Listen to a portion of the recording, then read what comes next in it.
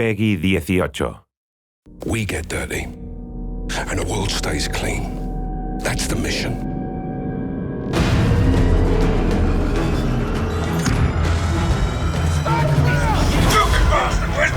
You can't know war unless you have fought arse over elbow in some shitbog full of traps.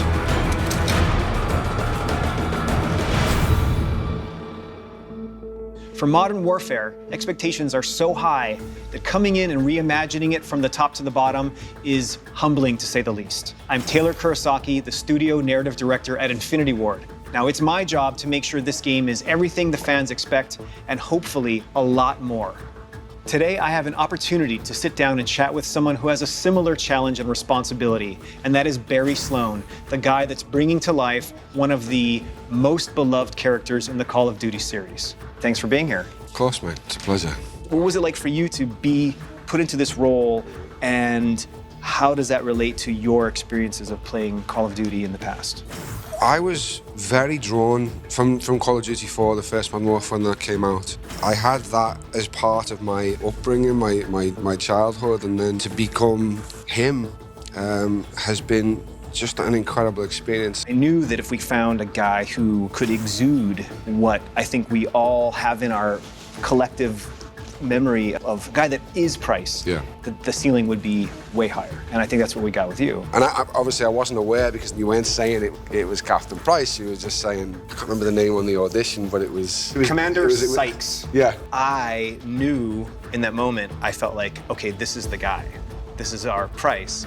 I wanted to be able to drop your voice into a real thing that we were working on. Okay. And so I couldn't have you say, under my command, Exactly, yeah. Commander Sykes. Yeah, exactly. Yeah. So I crossed out Commander Sykes, and I probably shouldn't have done this. It's probably a total breach of protocol and whatever. But I just wanted to hear your voice saying those words. Yeah. So I crossed it out, Yeah. and I wrote, under my command, Captain John Price. Yeah. And I do remember saying, oh, that's a name drop. Right there, that second. I was like, okay, here we go. Under my command, Captain John Price, you will have full executor authority. One of the most exciting things for me is the collaborative nature of what it takes to make this. Yeah. And how many people are responsible for the performance. And I remember speaking to Mitch, who's our technical advisor who I'd worked with before, and he said, you know, no one man can play Price, it takes an army. And it's very much that, and it has been from day one. You know, I'm the first guy to ever get to physically move him, so I had to find a way to make this guy real and believable, and a guy who can work in a 2019 scenario. Above all else, he is a protector, and he is a guide. But I wanted to make sure that in every scene I'm checking in on the person that I'm with. But I tried to make this Price be someone who you would aspire to be. Well, it's not over yet. Trust me. I always have. For you, I mean, you've got not just one character's work to worry about. You have the entire franchise on your shoulders. How did you feel about having to take that on? Our goal was to make a game that gave all those feelings that we've had playing the original series, because we have to not just exceed the expectations of what those other games were, we have to exceed the expectations of what your memories were of playing those games. Nostalgia's a tough battle. Yeah. We didn't want it to just be another one. We didn't want it to just be, it's close enough to the original games. A bunch of the original guys that made Modern Warfare heard that we were working on it, and they were like, I want to be part of that. So we got an infusion of the original blood, and so I think we were prepared to take on this huge undertaking and this huge honor. As someone who is a fan of gaming, who plays, although I'm filming it, I'm still not part of the process of making them. You've taken what was the acceptable level in this genre and put it somewhere that people are now going to have to try and get close to, because it's blown my mind what I've seen. I didn't expect it to look as incredible as it does. It's really, really special. When can you breathe? We just did. So let's talk about embodying the man, Yeah. right? Being on the PCAP stage, Mm-hmm. making a TV show or a film versus making a game, and what that experience means to you. There's much more parallels to theatre and video game, because you're being asked to dispel belief in a similar way. You know what I mean? It's that you know you're going into a make-believe world quite clearly. You're separated from it, but your brain allows you to believe aspects are real.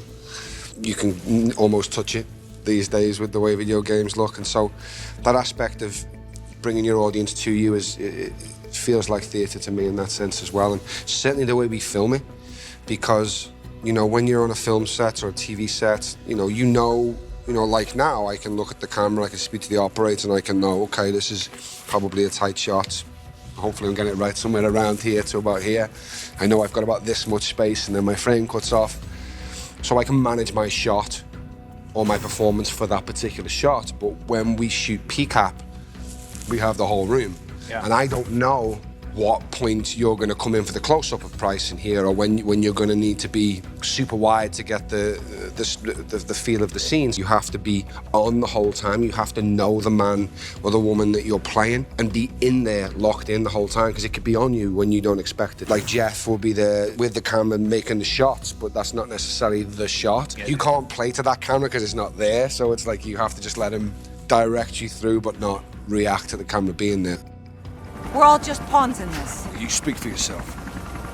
Talk about the training you went through with Mitch. It was tough, man. Mitch and Steve, they both served in the SEAL teams, and their way of educating actors is to literally drop you into the most realistic version that is possible. A lot of my technique is from him. Like, just in general, my shooting technique, the way I clean rooms come from his techniques. Get down on the fucking floor now! Get down! Down the fucking floor! Stay there! I mean, the war genre in general, it's a source of pressure. Yeah. For characters, right? You know this better than anyone, that pressure reveals character. And that's what we try to put our characters under, is under pressure, so that they're forced to evolve. They're forced to overcome that obstacle and get out of their comfort zone. And so for us as creators to work in that genre, that's part of making Call of Duty, and to not only empathize with characters who are put under pressure and have to reveal their true nature, and to be forced to make those kinds of choices, and to do the thing that Mitch and Steve and those guys always say, which is to operate perfectly in an imperfect situation. But now you go, here's the controller. Yeah, now you try. Good luck. Yeah. It's been an honor working with you, man, and I hope we get to keep working together in the future. That's it, mate. Absolutely. Yeah. Where do we draw the line, sir? You draw the line wherever you need it, Sergeant.